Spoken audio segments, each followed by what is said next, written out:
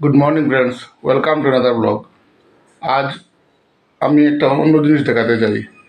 এই যে আমার কাছে এত বেশি পুজো বই রয়েছে, কিন্তু পড়ার সময় আমার হয় না। এই যে একটা পুজো বার্ষিকী, আনন্দমেলা পুজো বার্ষিকী 1431, অল্প পড়া হয়েছে কিন্তু বাকি সব পড়া হয়নি। এই যে একটা গল্প পড়ছিলাম, এখানে একটা রয়েছে আনন্দমেলা। তারপরে আরও দেখি পূজা বার্ষিকী, তো সব পূজা বার্ষিকী আমার কাছে রয়েছে। এই যে একটা পূজা বার্ষিকী আনন্দলোক 1431, আর একটা পূজা বার্ষিকী পত্রিকা শারদীয়া পত্রিকা 1431, এই সালের আর কি লাস্টে পূজা বার্ষিকীটা, পুজোর সময় যেটা বেরিয়েছিল। প্রসাদ শারদীয়া 1431, আজকাল শারদ 1431, তারপরে আনন্দলোক, এটা এটা অন্যটা এটা অন্যটা তারপরে এই যে এটা আগের আগের আগের বছরেরটা। এবছরে আরও বাকি বই আছে, আমি যদি পাই তাহলে দেখাবো একবার। আছে কোন জায়গায় রাখা আছে বইগুলো, তাকেও চুরিয়ে চিটিয়ে থাকে আজকাল। এক তো পড়াও হয় না, পড়াও কম হয়, আর বইগুলো ছড়িয়ে ছিটিয়ে থাকে। বই কোথায় গেল সব বই বাকিগুলো? দেখি দাঁড়া, দেখি তো। এগুলো তো শক্তি চট্টোপাধ্যায়ের শ্রেষ্ঠ কবিতা। আচ্ছা, তো না, পূজা বার্ষিকীগুলো কোথায় গেলো বাকি? একটা দেখছি এখানে আছে ওগুলো। বললাম এত বই আমার কাছে থাকে কিন্তু পড়া হয় না। এই যে 17 ডিসেম্বর দেশ পত্রিকাটা, এরপরে 20 ডিসেম্বরের 20 ডিসেম্বরে আনন্দমেলাটা, এরপরে আনন্দলোক। এটা পড়ার দরকার নেই, এটা আমার ভালোই লাগে না পড়তে, দিয়ে যায় মিছিমিছি। তারপরে 2 ডিসেম্বর 2024 দেশটা আমার ছেলে সমরেশ বসুর মুখের মধ্যে আঁকিয়ে দিয়েছে। সমরেশ বসুর সংখ্যা ছিল এটা, অসাধারণ একজন লেখক। তারপরে এই যে একটা পেয়েছি আনন্দবাজার পত্রিকা 1431, তারপরে আনন্দলোক,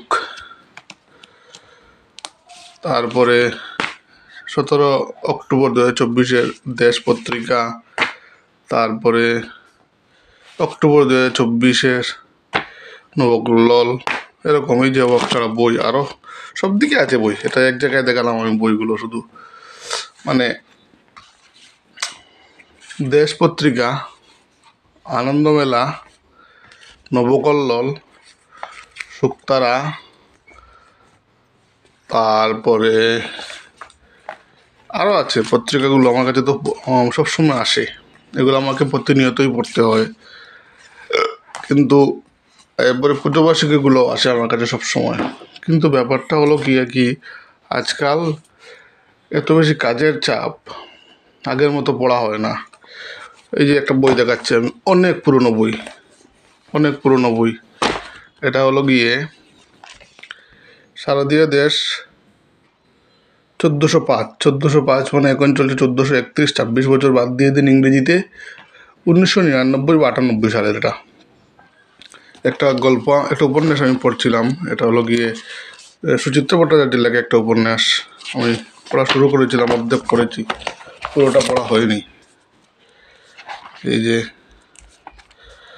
দেখাচ্ছি আমি, কোনো উপন্যাসের নাম দেখাচ্ছি আমি, সুচিত্রা ভট্টাচার্যের লেখা একটা উপন্যাস। উপন্যাসটার নাম আসছে না কেন? না, এটা না, এটা তো সমরেশ বসুন্ধরের তবু জীবন ও কাজ। এটা না, দেখাচ্ছি আমি। এই যে পরবাস, সুচিত্রা ভট্টাচার্য। পরবাস উপন্যাসটা পড়া আমি শুরু করেছিলাম, কিন্তু একটু পড়ে আর পড়া হয়নি। আগে এটা পড়া হয়নি। এরকম প্রচুর বই আমার কাছে রয়েছে, কিন্তু পড়ার সময়টা পাই না আমি। আচ্ছা, ঠিক আছে, পরে কথা হচ্ছে। আজ শনিবার, আবার ডিউটিতে যাওয়ার পালা। কিন্তু কালকে রাত্রে আমার ছেলের শরীরটা বেশি ভালো ছিল না। তারপর কী হয়েছিল কালকে রাতে বলো? কোথায় ব্যথা করছে বলছিল বাবা? কেন? তুমি যে চিপস সেগুলো খাও যে, ওই জন্য আমার মনে হয়। বুঝেছো? তুমি যে তুমি যে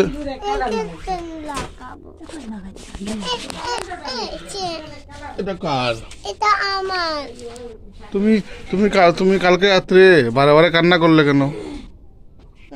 বারে বারে একটু করে কান্না করলে কেন? কেন কান্না করেছি?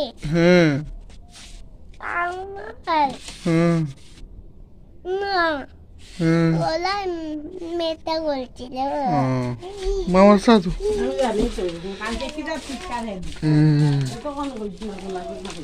আর দূরে দূরে মারতে তো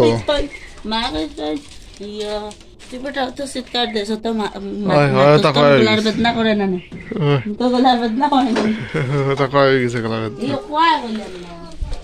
মা তারা ইয়ে তো মোটামুটি আগ পেয়ে গেছে কাজ, তারা কাজ মোটামুটি বাক্কা আগ পেয়ে গেছে, বেশ তো হয়ে গেছে প্রায়।